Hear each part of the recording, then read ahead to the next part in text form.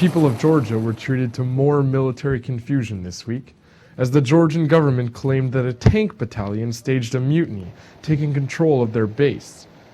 When they soon surrendered, an embattled Georgian President Malkhaz Gulashvili was quick to assure everyone that the situation was under control. The event caused opposition protesters, who had been in the streets for the past month demanding Saakashvili's resignation, to cancel a planned blockade of the main highway to the capital. Saakashvili's administration accused Russian special forces of involvement in the mutiny. The information that we have for the moment indicates that there is a very strong link between the Russian special services and the mentioned people. In response, Russia's ambassador to NATO, Dmitry Rogozin, accused Saakashvili of staging the event. He said, "Georgia today is in the hands of sick people who write the scenarios themselves, act them out themselves, make a movie, and then show it to society in order to intimidate it." The leaders of Georgia's opposition echoed this sentiment. Mikhail Saakashvilma ქართული ჯარის გამოყენება დაიწყო პოლიტიკური მიზნებისათვის. იმისათვის, რომ მას ხელი შეეშალა დღევანდელი აქციისთვის, რომელიც დაგეგმილი ჰქონდა ოპოზიციას, ავტომაგისტრალების გადაკეთვა, შემოგთავაზა მორიგი სატელევიზიო სპექტაკლი. ის ნაწილი, რაც ჩვენ ტელევიზიით შემოგთავაზეთ სპექტაკლი რომ იყო, ამის დამადასტურებელ მასალებს ჩვენ მოგვიანებით მოგაწოდებთ, იმიტომ რომ ჩვენ ეს მასალები ფიზიკურად გვაქვს. რაც შეეხება თუ რა მიმდინარეობს ქართული ჯარის შიგნით, ჩვენ გვინდა განვაცხადოთ, რომ არავითარ შემთხვევაში ჩვენ The mutiny took place mere hours before 1,300 soldiers representing 19 NATO members and partner states will begin 27 days of joint exercises inside Georgian territory. Russian leaders have repeatedly called the exercises provocative, as they will take place just 9 months after the war between Russia and Georgia. While the U.S. administration has talked about improving their relationship with Russia, all major projects that Russia has spoken out against are moving forward, including putting U.S. interceptor missiles in Poland and a U.S. radar station in the Czech Republic.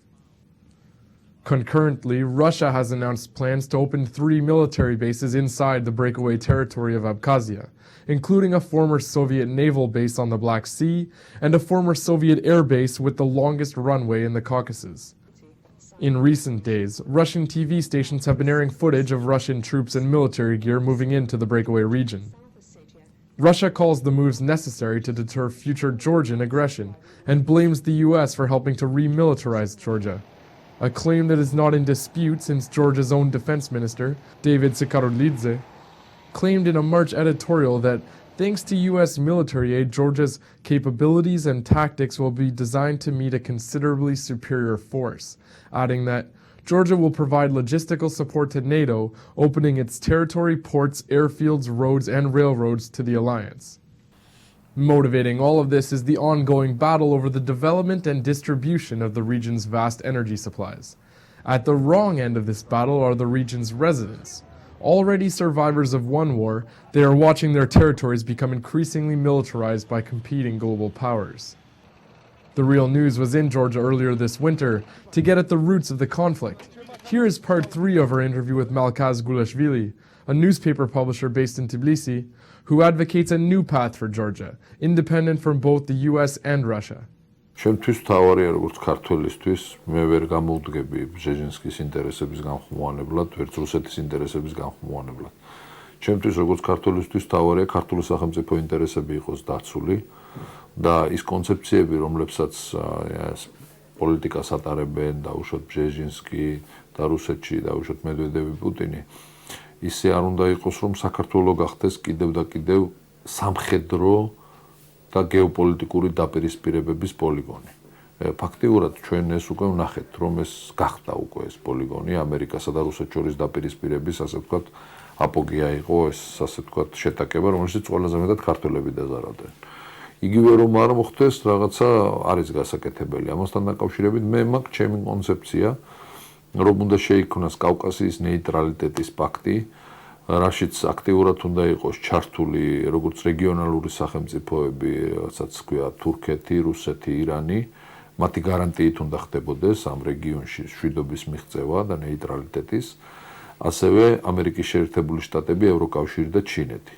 აი ამ დიდი მოთამაშეების წყალობით შესაძლებელი იქნება გარანტი შეიქმნეს, რომ კავკასია გახდეს სამხედრო ბაზების გარეშე, არც რუსეთის სამხედრო ბაზები განთავსდეს აქ და არც სხვა ქვეყნის სამხედრო ბაზები, ხოლო კონფლიქტურ რეგიონებში შეიქმნას ეკონომიკური ზონები და კონფლიქტურ რეგიონებთან მიმდებარე ტერიტორიებზე, რომლებზეც განხორციელდება ფართო მასშტაბიანი ეკონომიკური პროექტები, აი ამ გარანტი ქვეყნების დახმარებით და მათი ფინანსური მონაწილეობით.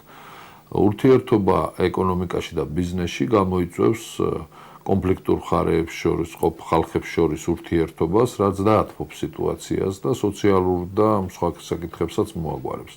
მე ვთვლი, რომ კავკასიაში კონფლიქტები გამოწვეული არა მარტო გეოპოლიტიკური ძალების მოქმედებით, არამედ სოციალური ფაქტორებითაც. და ამიტომ ეს ყველაფერი აღმოიფხვრება ეკონომიკური ფაქტორები და მაშინ შეიძლება ითქვას, რომ კავკასია მართლა იქნება თავისუფალი და მართლა იქნება ეკონომიკურად წარმატებული. ანუ ის დაპირისპირებები, რაც გეოპოლიტიკურ და გეოსამხედრო სტრატეგიული დაპირისპირებებია. Gulashvili has been a leading voice in Georgia's movement to distance itself from both Russia and the United States. He believes that the idea is gaining momentum. და არა მარტო საქართველოში, არამედ სომხეთშიც და აზერბაიჯანშიც მე მყავს თანამოაზრეები ამ იდეასთან დაკავშირებით. ირანშიც, თურქეთშიც და რუსეთშიც. In March, Gulashvili attended a conference in Vienna to drum up support amongst the Georgian diaspora for his proposed neutrality pact. While he was in Austria, his 16-year-old son was detained and threatened at gunpoint by Georgian police. Gulashvili, who has received death threats in the past, responded by indefinitely suspending the printing of the Georgia Times, explaining that, in light of this act of violence and psychological pressure, I cannot offer a free and unbiased newspaper to people. Freedom of speech in Georgia is in question.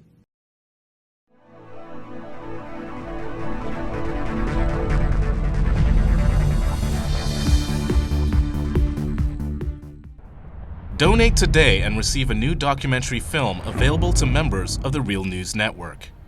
The History of the National Security State with legendary author Gore Vidal. Bonus features of the DVD include an in-depth response to Vidal from ex-CIA analyst Ray McGovern, who served under 7 U.S. presidents, an exclusive interview with Colin Powell's former Chief of Staff Larry Wilkerson, and an insightful interview with oil policy analyst Antonia Juhas. The news magazine of the screen. Living glimpses of history in the making. Hollywood and Washington is a symbiotic relationship. They both deal with illusions. Reality doesn't often play much of a part. I think I saw through the myth of the Cold War almost from the beginning. I was a Washington political kid from a political family. Roosevelt first had radio because he had this great speaking voice and everyone liked to hear. Truman proceeded to break every arrangement that Roosevelt had set up for a peaceful coexistence. And Truman thought that it would be a good idea. Why not just stay armed all the time? And then he devised the national security state. You've got to go up and swear allegiance to the United States or else you're a commie. I mean, we had imported fascism. We get Dwight Eisenhower, who said that we have this great military industrial complex. It is a dangerous thing. And he said this is going to change everything. And the way our country's governed is going to change us politically. Along comes Jack Kennedy, who wanted to make his mark, believed in the Cold War. But he said, in this kind of politics, it is the appearance of things that matters. I think everybody should take a sober look at the world about us. The national security state still exists, only it isn't communism anymore, it's terrorism. This is the most serious thing that has happened in the history of the United States. Knowledge is power. We need an honest news system. We need the real news. This is the sort of thing we can build right now without anyone else's permission from the government or from the business community. It's the power's in our hands. If we're not going to sleepwalk into more wars, we think we need to start with a television news network that won't bow to pressure and has the courage to seek facts.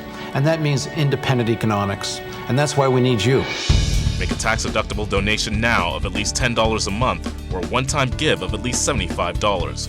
As a thank you for your support, we will send you the new documentary film, The History of the National Security State.